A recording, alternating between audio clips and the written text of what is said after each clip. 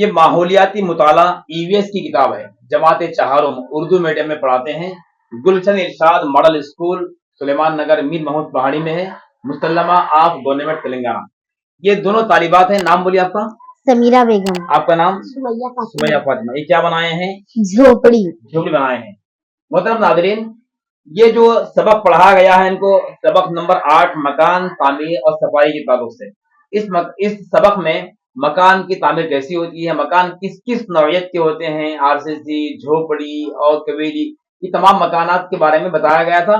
اور یہ مکان کیسے بنائے ہیں، آئیے ہم ان سے بات کرتے ہیں. آئیے بتائیے آپ مکان یہ کیا بنائے ہیں، کیسے بنائے ہیں، بولیے. پیپروں کا استعمال ہوا، اٹے اور گھاس، ہم، پینٹنگ، ہم، ٹیپ، ہم، گم، فیویکول ہم، وغیرہ چیزیں استعمال کی. اچھا، آپ بھی بنائیں؟